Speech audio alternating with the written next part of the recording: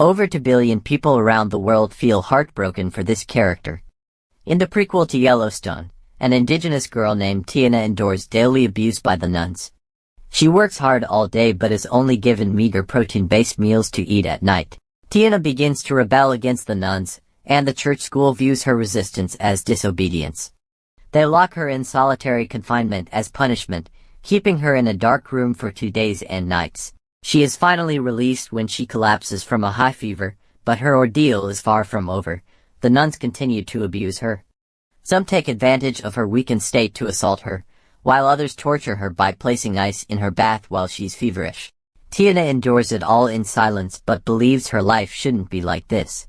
The church school claims that they will release the children to their families when they come of age. However, Teonna has never received any news from her family or friends who were supposed to leave. She suspects that the school may have killed them.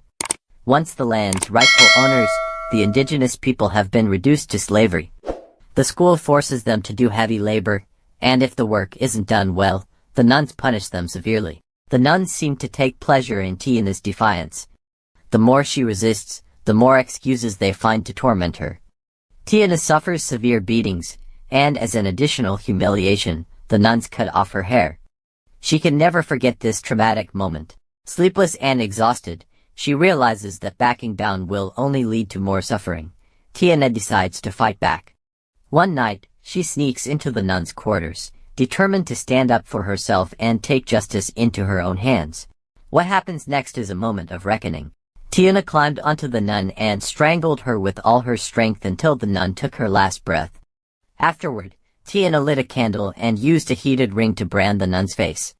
Teonna then took a knife, intending to kill the nun who had assaulted her. By the time the priest discovered the nun's body the next day, Teonna had already escaped the school. To cover her tracks, she tied branches to her feet to erase her footprints. That night, she encountered a lone wolf. The wolf drew closer and closer, but she managed to scare it away by yelling loudly. However, the wolf returned and attacked a wild horse.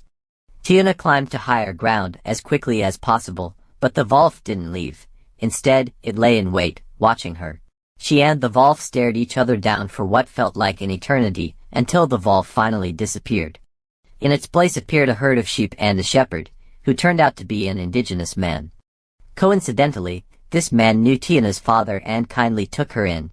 He even sent his son to deliver a message to Teonna's father. Teonna's father had once received a flock of sheep as a gift from the Yellowstone Ranch.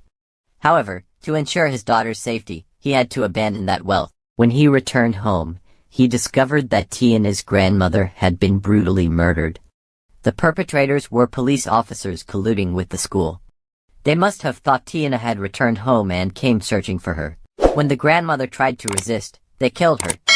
Fearing for his safety, Teonna's father decided to bury the grandmother and then set out to find his daughter. Meanwhile, the young indigenous man sent to deliver the message about Teonna encountered trouble. On his way back, the young man encountered the priest from the school. Seeing that the young man was quite young, the priest and his crew tried to capture him and take him back to the school. Fortunately, Teonna's father arrived just in time and saved him. Together, they traveled through the night to find Teonna. However, they were too late. Another group of priests searching for Teonna had already found her. Even though she was disguised as a boy, they pinned her to the ground and started to undress her to verify her identity. In the struggle, Teonna managed to blind one of the priests in one eye. Enraged, he punched her in the face repeatedly, as if intent on killing her. Just then, the young man's father arrived on the scene with a rifle, taking down the priests one by one. After eliminating the last priest, he carried the injured Teonna inside to rest. But as they sought safety, Teonna gathered her strength, crawled to her feet, and picked up a rock while the priest reloaded his weapon. With all her might, she struck him down, killing him. Seeing the lifeless body of the kind-hearted indigenous man who had helped her, Teonna broke down and cried in anguish. Fortunately, Teonna's father and the young man finally arrived. The three of them set off together, fleeing for their lives without stopping. Teonna's father planned to escape to a faraway place. Though he had previously received kindness from the Yellowstone Ranch, he had no intention of seeking help from them. This was because the Yellowstone Ranch was also facing a crisis of its own, with its owner, Jacob, hovering between life and death. Don't miss out on this gripping story of resilience and survival. Subscribe now to stay updated on more amazing content.